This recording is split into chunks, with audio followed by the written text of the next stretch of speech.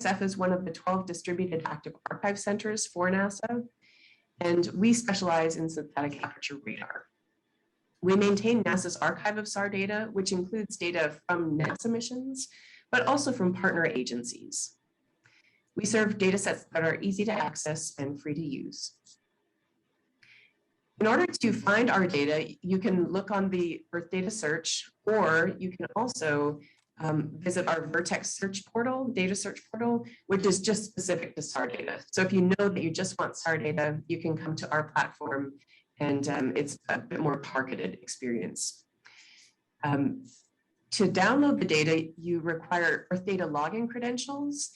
And across NASA, there is a single credential system. So if you have Earth Data login, you can log into any of the DAACs and download any of NASA's data sets. It's the same login regardless of which DAAC you're accessing.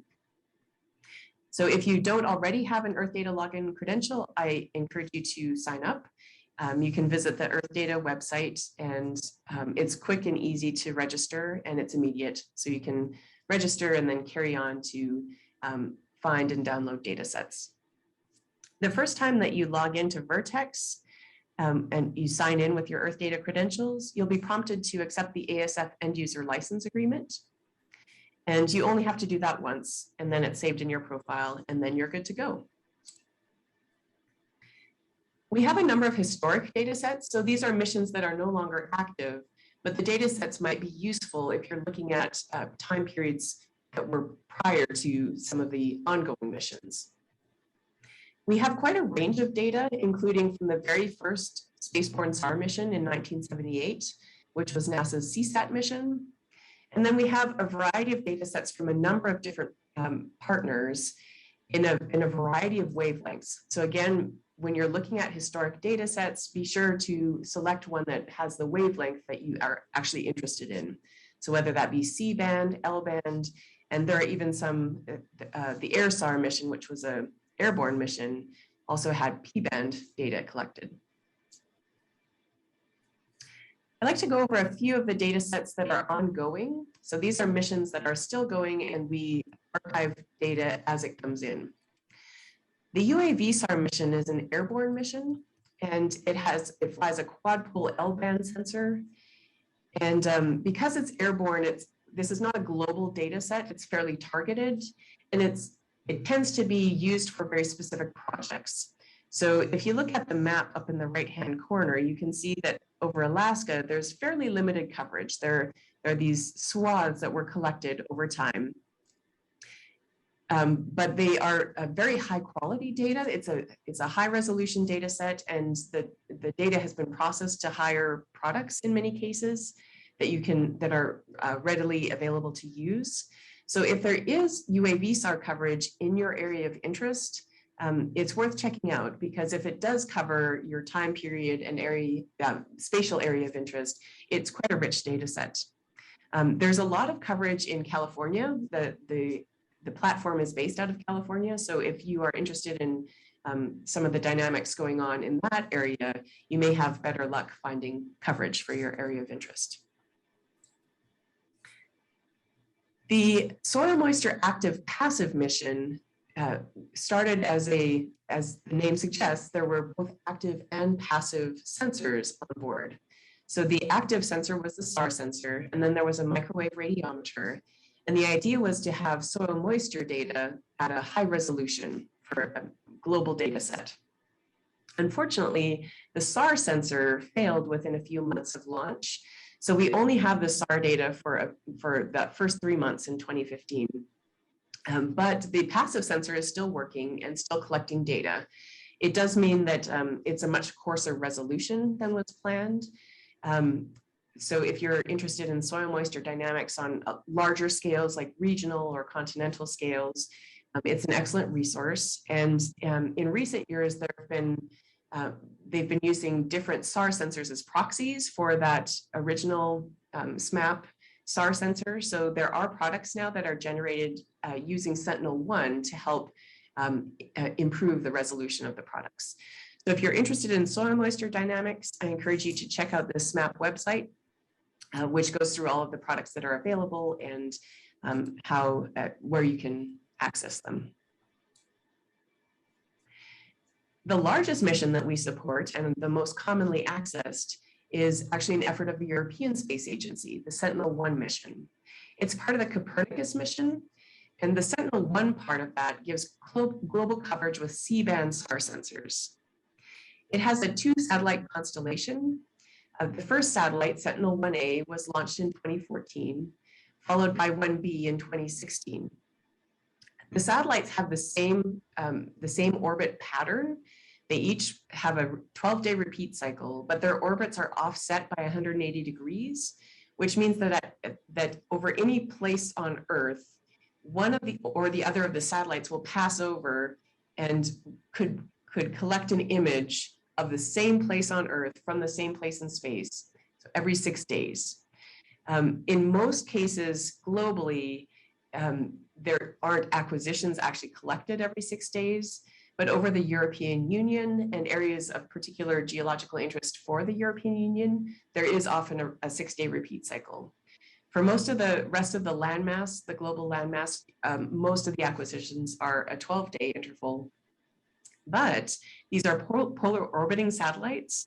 And so as they approach the poles, the paths overlap a lot. And so if you're interested in more polar research, you can often get quite dense time series just by the fact that these paths overlap. And so you get more acquisitions than you would further down where each path is more distinct. New data that's collected is available to download within 3 days of acquisition, and most often it's been processed by ESA and available on our website within 24 hours of the acquisition. The data is free and easy to download in several formats, and I'd like to go through a couple of the most common formats. People often aren't sure which product they would need for their particular processing application. So the 2 key products, the level 1 products that are available for Sentinel-1 are the GRD, or ground range detected products, and the SLC, or the single look complex products. If you're interested in amplitude, primarily, the GRDs may be sufficient for your purposes. These images have been multi-looked into a single geotiff, so there are overlapping data sets when the SAR data is collected. So each radar burst overlaps each other, and there are also subswaths that overlap. And for the GRDs, any of those overlapping areas have all been averaged together into one cohesive image. If you bring it into a GIS, it'll show up in space. It still has those geometric and radiometric distortions that I mentioned earlier, but it's a good approximation of what you would be seeing. So if you just want to take a quick look at an image, the GRD is going to be sufficient. If you want to work with interferometry, however, the GRD, it's a smaller file size, but that's because it no longer contains the phase information. And phase information is necessary for interferometry. So if you want to create interferograms, you'll have to use the SLC products. As I mentioned, so the SLCs, they retain all the information from each burst and each subswath. So if you were to bring this image into a GIS, the corners would show up in place, but everything else would kind of be squashed in because it does visualize all of the data, even though it's overlapping. So there's this black grid that shows up in the SLCs, and that indicates the burst map. And if you look above and below a burst line, you'll see actually duplicated information. So it's all shown, even though that means that it's not geolocated throughout the image. So it's not great for visualizing, but if you want to do interferometry, this is the product that you would need to use. So as Cindy mentioned, we're really excited about the Nysar mission, which is coming up. It's due to launch in early 2023, and it's a joint venture between NASA and the Indian Space Research Organization. This will be an L-band sensor, so it'll be a nice complement to the Sentinel-1 mission, which is a C-band sensor.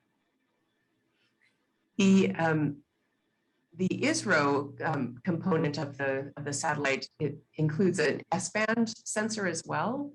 And so that's a sort of unusual band to have for a satellite-borne SAR sensor. So that gives an intermediate band between the C-band and the L-band.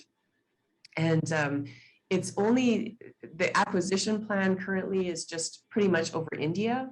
But if you have areas of interest that you want to look at, that will be a really interesting data set to compare with the L and C band that's available. The repeat cycle for Nysar is planned to be a 12-day average repeat cycle, similar to Sentinel-1. And what we're really excited about is that analysis-ready products will be automatically available for the Nysar data set. So in many cases, for the Sentinel-1 mission, for example, ESA processes to these level 1 products like the GRD and the SLC. But in order to actually use that data for analysis, you still have to do additional processing to get it to a format that's suitable. And with the Nysar data, that will already be done for you. So you'll have standard products for RTC and for INSAR, and there'll be another layer even of derived products from those data sets. So there's really, as Cindy said, it's going to be a huge data set. There's going to be so much information available. And we're really excited to present this data set, which should really open up access for a lot of users to SAR. We do have a number of analysis-ready data sets currently available through Vertex. And what is kind of most exciting is that over the last year, we've been able to offer on-demand processing for Sentinel-1 products. Again, the only requirements to access this are having your Earth data login credentials and accepting the EULA the first time you visit. I'll be going into detail on the on-demand workflow, how to order these images, download them, and use them in the tutorial after the break. We currently offer 3 different types of on-demand processing. So we have the RTC and the INSAR, and both of these use Gamma software, which is a third-party commercial software. And these are produced using our cloud processing approach. So we have a platform called the Hybrid Pluggable Processing Pipeline, or HYPE, and that's what is processing these data sets in the background. So this leverages cloud computing. As Cindy mentioned, we've been moving into the cloud for data storage just because these data sets are getting so large. The Sentinel-1 mission is a very large data set, and so we already archive the data in the cloud. And so it's very easy to just leverage cloud computing, which occurs right next to that data. So it's quick and efficient to process these data sets. If any of you have done any SAR processing, you know that if you're trying to do it on your desktop, an INSAR product can take sometimes days, and even RTC can take a number of hours to process.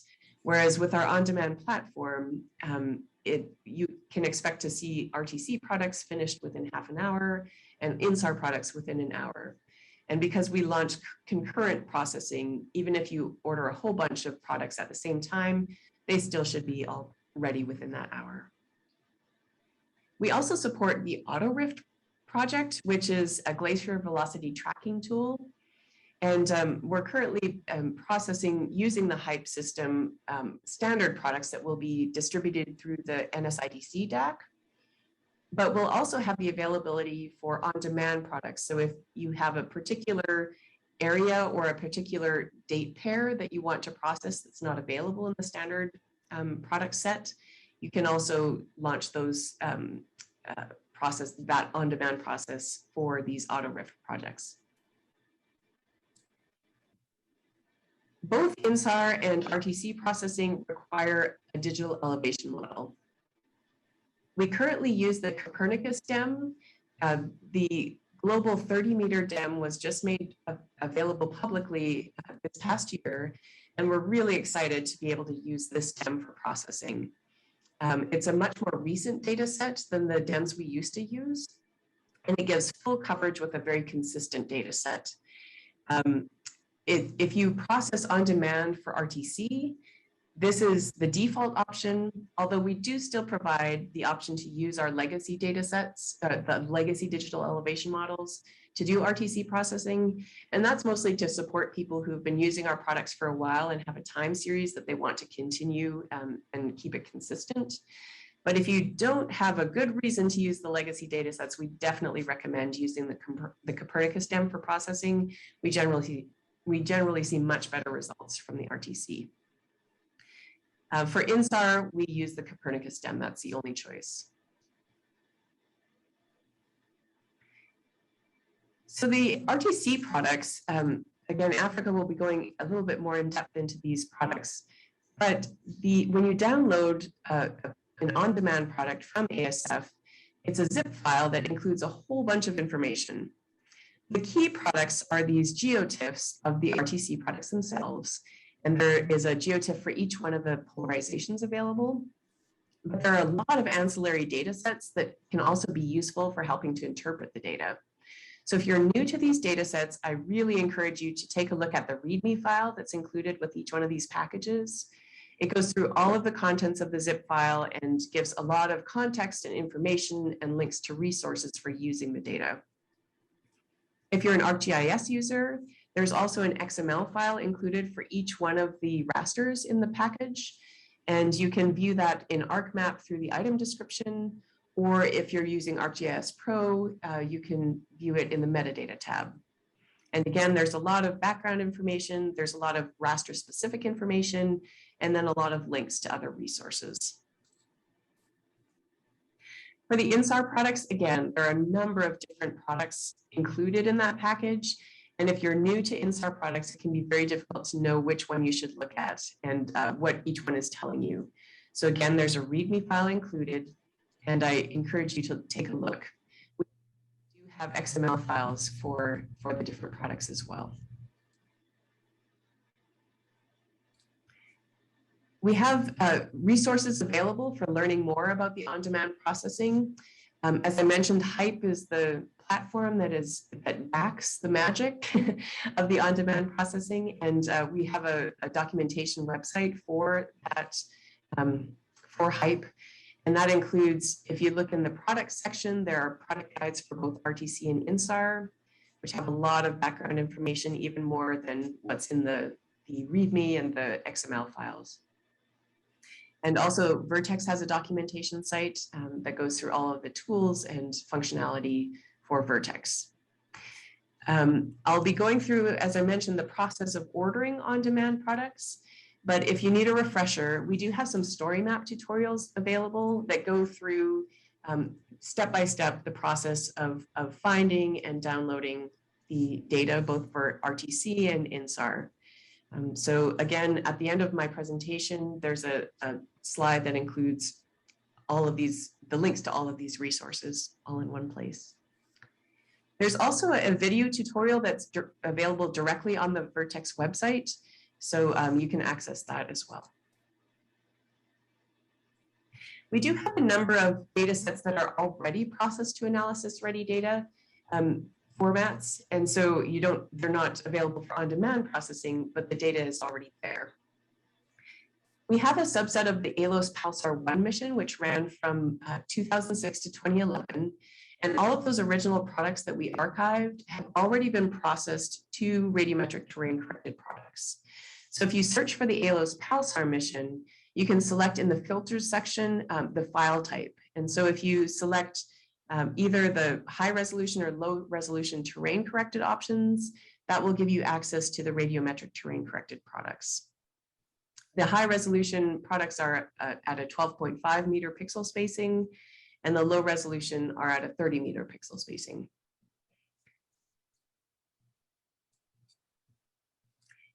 We also have a small collection of Sentinel-1 interferograms that have already been pre-processed.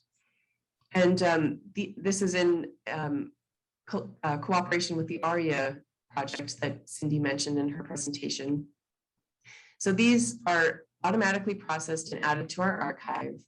They're over a very limited spatial area. So there are just kind of a few key places around the globe where these are generated, but they are all generally quite geologically interesting places. So there may be a data set available for an area of interest that you would like to be researching. So it's worth giving it a look to see if there is coverage over your area of interest, because they're already pre-processed and ready to go.